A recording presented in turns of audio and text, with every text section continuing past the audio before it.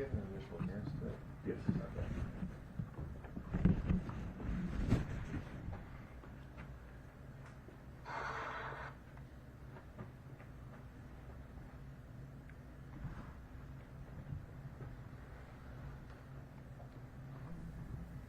Everyone good? All right, good morning and welcome. I appreciate everyone coming out. We want to just give you an update. I know we had an overwhelming amount of questions and folks trying to seek more details about the arrest of Ronald Exantus. It's been in national news, I know, and even up to the White House looking into this case. So we want to just give you a few updates here real quickly. This week, Wednesday night, we received information that he may have moved to Florida, and that was a concern to us and more specifically to Marion County. Our intelligence unit began immediately investigating this, looking into it, and learned that yes, in fact, he was living here. And after further check and looking into his case, we realized that he had failed to do one thing, and that was register here as a felon. In Florida, they have 48 hours to register as a felon, and he had failed to do that. Beyond that, a more shocking and disturbing point of this was that he had set up residence immediately next to an elementary school. When I say immediately next to it, there's a fence between his house and the elementary school, and that was it. So for us, it was a priority, and our intelligence unit and the teams out there jumped right on this and began surveilling the house, waiting to see what was going on. We put detectives between that school and his house to make sure nothing bad happened, and we're not taking any chances. He was located and arrested. He didn't seem to understand why he was being arrested, but they arrested him and put him in the Marion County Jail. This, for us, we believe is going to be also a violation of his probation. And our hope here is that he is sent right back to Kentucky, where he came from, and as a violation of his probation, and taken off of our streets. This case, we've seen just an overwhelming amount of messages and notes from folks in support of this, that were glad to hear this. Parents here locally that were just shocked to find out that their child was going to school right next to where this guy felt like he was going to set up his homestead. So, and even folks from Kentucky that have been reaching out to us overnight, family of the victim, Logan Tipton, that was killed by this man, they reached out to us in appreciation. So it is of a national concern, and for us, our hope is maybe we shoulder just a little bit of that burden that the Tipton family shoulders every single day in thinking of this, and I can't imagine the horror and the sadness that ripped through that family when they realized this man was being released early, a 20-year sentence, and he didn't even serve half of that just to be released. It just reignited a nightmare for them, I'm sure, and so our part here is hoping that we can just shoulder some of that burden, put him back behind bars where he belongs, and the outrage that we've seen from this nationally, I think stems from a few things. It stems from the seemingly loss of common sense in a judicial system in some places to turn somebody like this back out into the public. It's also a willful disregard of the will and the desire of we the people. I know I can speak for we the people here in Florida do not want this type of person out on our streets, around our children. And I think I can speak for the we the people in Kentucky when I say they don't want that either, just from what we've heard and what we've seen from them. So our hope is that this person is back behind bars, stays behind bars, and that in the end, common sense rules out, the will of the people rules out, and he does not get to see the light of day, not in this state and even in Kentucky. At this point, I take some questions about his arrest, anything we can help answer. So in the arrest report, it says that he did check in with corrections in Marion County, but was the issue that he had to do that and also check in with the sheriff's office? That's correct. So he was told by the Department of Corrections, they're given a form. It's printed out in whatever language you speak, and he is given that and was told you have 48 hours to register at the Marion County Sheriff's Office. And we have felons that come here and register every single day of the week. So they know that, they're told this, he just willfully flaunted that. And I don't know why he chose to do that. Honestly, I don't know why he chose Florida. To come to Florida after doing something like that, you want to ask him, have you met Florida? Do you know us? Do you know our sheriff or our governor or our attorney general here? Zero tolerance for that type of behavior, and you're not going to flaunt the law and fail to register here. And as far as living next to the school, I mean, we know there's laws about sex offenders living that close to schools. Is there a law that would prevent him from, a convicted felon, from living that close to a school? So not necessarily. A convicted felon may be allowed to live there unless there's some stipulation in their parole probation that prohibits that. That's unfortunately that's allowed. But when we learned that, for us, that's why I say immediately we had, between those children and that house, there were some warriors standing ready. Was there any connection between, the house? Did he know someone there, or was someone that he had close to him in the area, or you really don't know? We believe he had family there. That's where he was staying.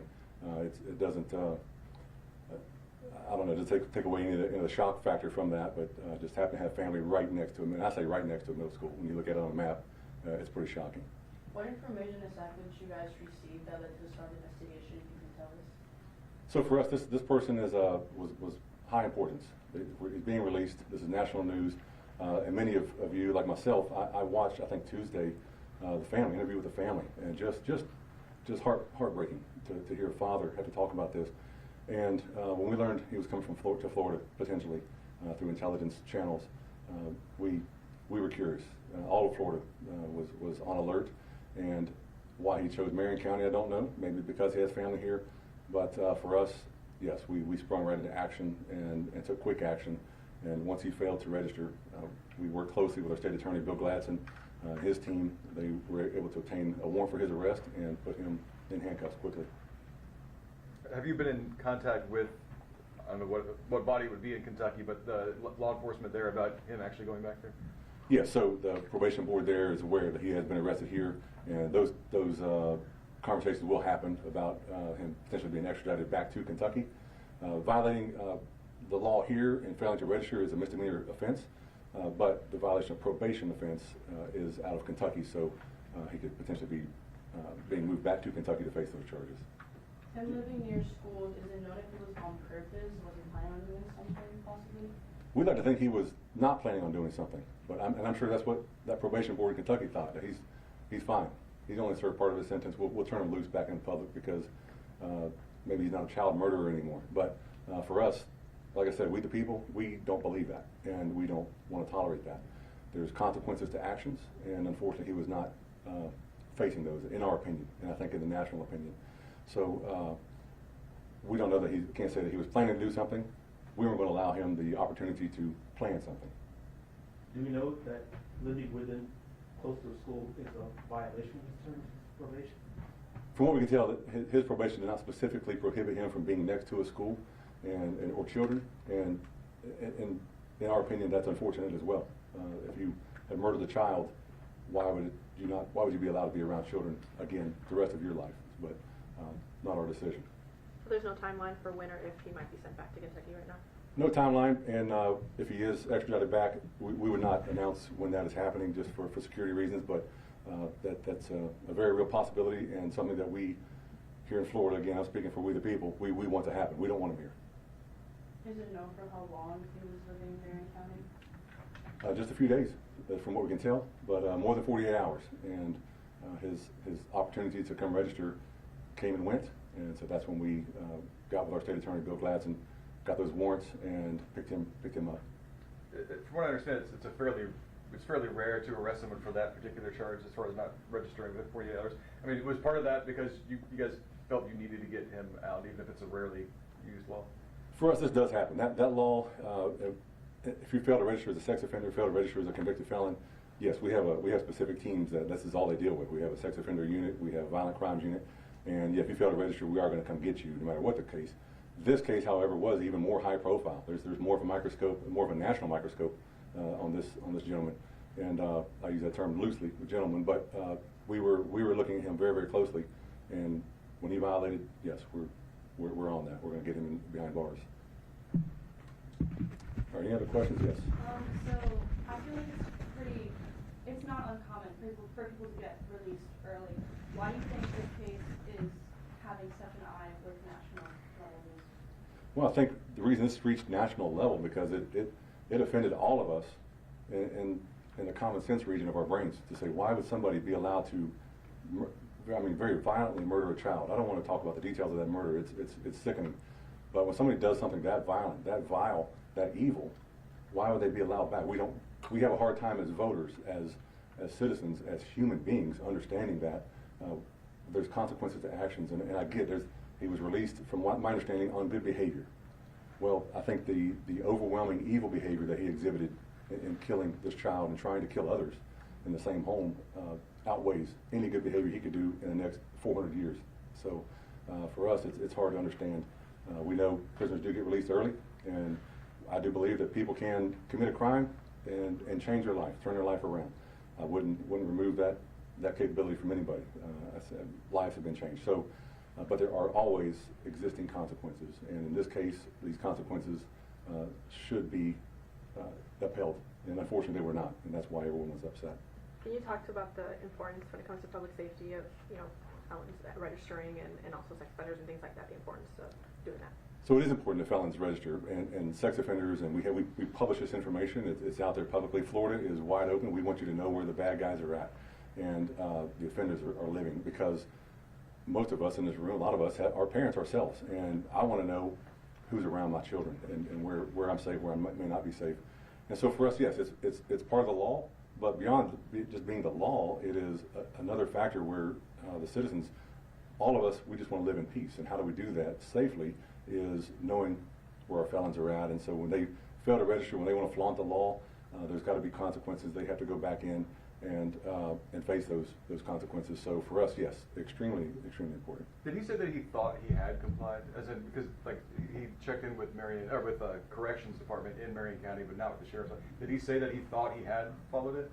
He was surprised when our detectives came upon him and arrested him.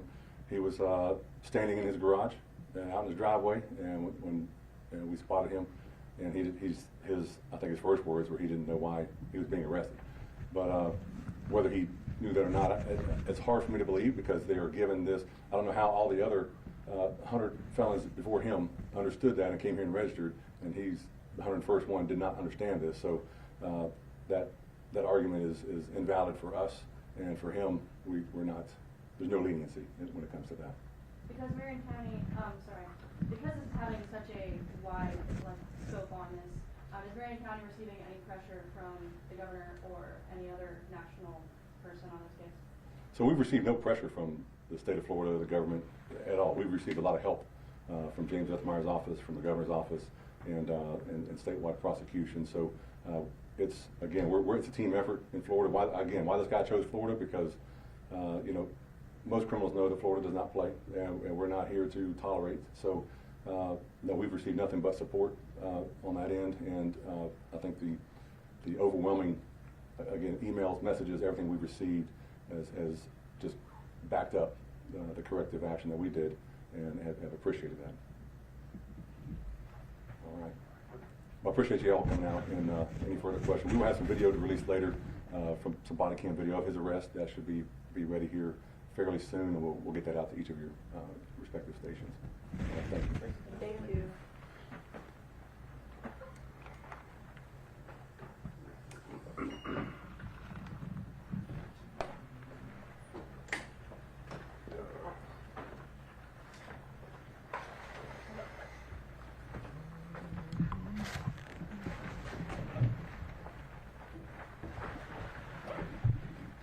This one yours, James?